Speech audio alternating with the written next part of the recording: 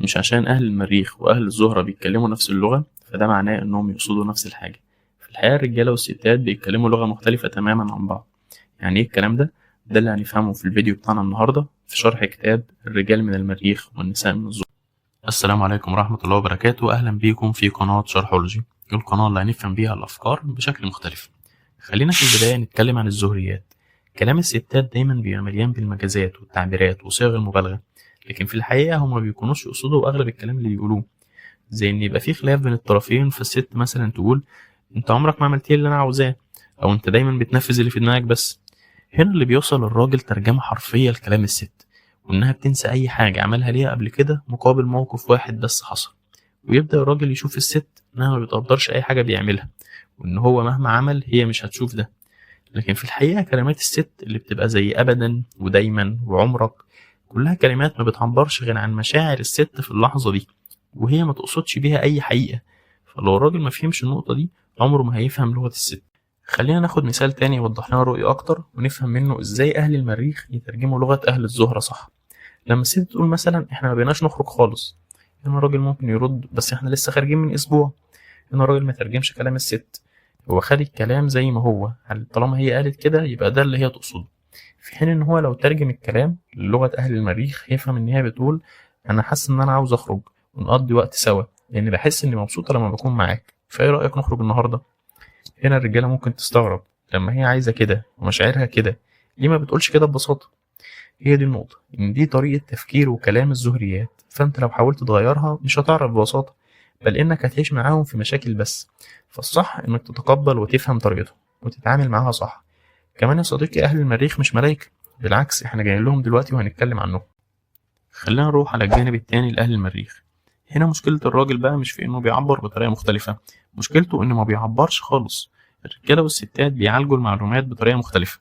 الستات مثلا بيفكروا بصوت عالي ويشاركوا الشخص اللي قدامهم أفكارهم، في حين إن الرجالة بتفضل إنها تسكت وتفكر الأول في الكلام قبل ما تقوله وقبل ما ترد بأي تعبير. واللي بيعمل مشكلة أكبر للستات إن لو الراجل ما عندوش معلومات كفاية وما قدرش يعالج الكلام في راسه ممكن ما يردش خالص. طب يعني ايه الكلام ده ببساطة؟ يعني الراجل لما بيسكت بيبقى إما إنه لسه بيفكر في الكلام اللي اتقاله أو ما عندوش رأي يقوله فبيسكت، وهي دي كانت طريقة التعامل على كوكب المريخ.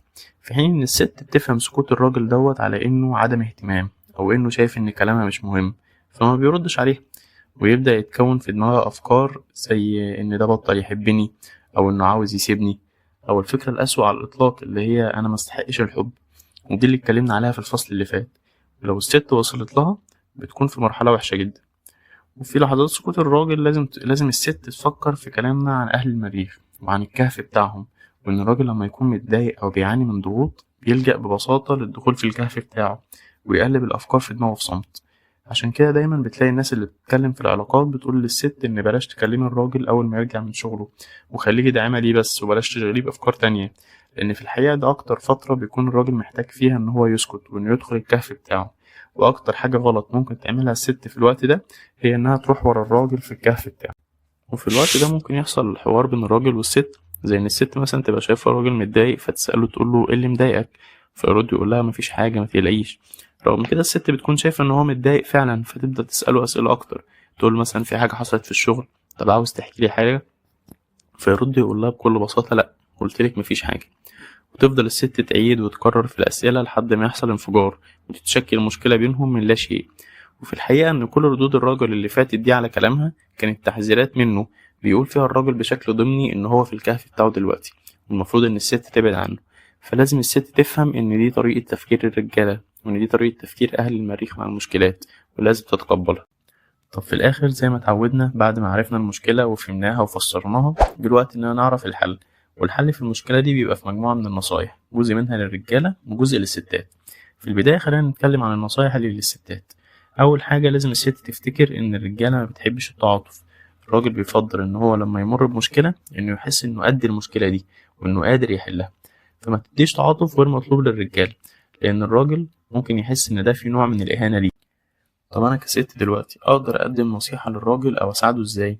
الحل ببساطة إنك ما تعمليش كده، ما تقدميش للراجل نصيحة إلا إذا هو اللي طلب زي ما اتكلمنا في الفصول اللي فاتت، لأنه هيشوفها نقد ليه ويتعامل معاها بشكل سلبي، بالذات لو هو في الكهف بتاعه. والست الشاطرة هي اللي لما تعوز تقول حاجة للراجل تشاركه مشاعرها ناحية الحاجة دي، لكن ما تقولوش اعمل وما تعملش. لازم الست تفهم إنها لما تحاول حتى بحسن نية إنها تساعد الراجل على حل مشكلاته، هو بيحس إنه مخنوق ومحكوم، كأنها بتتعامل مع طفل مش قادر يتعامل مع حاجته بنفسه، ودي حاجة بتكون مستفزة جدا للراجل.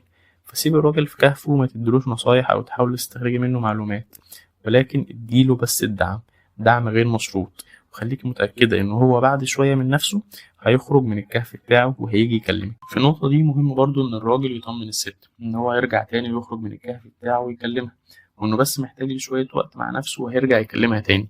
فلما تفهمها النقطة دي هتساعدها إن هي تتعامل معاك صح. نروح بقى للجنب التاني ونقول نصايح إيه اللي للرجالة.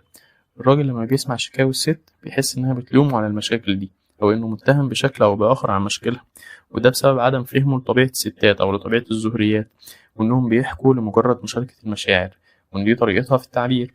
فلازم الراجل يتعلم إزاي إنه يسمع الست ويبطل يلوم عليها أو يتهمها إنها مش مقدراه، أو إنها بشكوتها دي هي كده بتقول إن هو سبب مشكلة.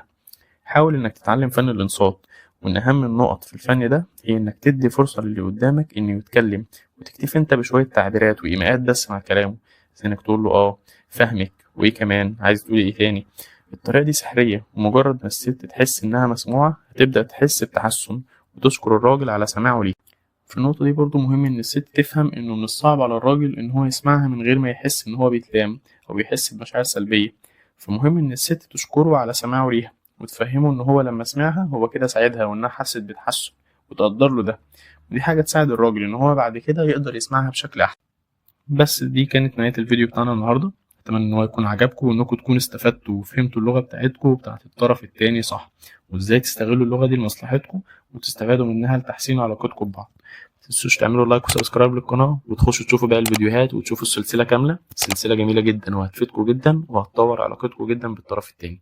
شكرا.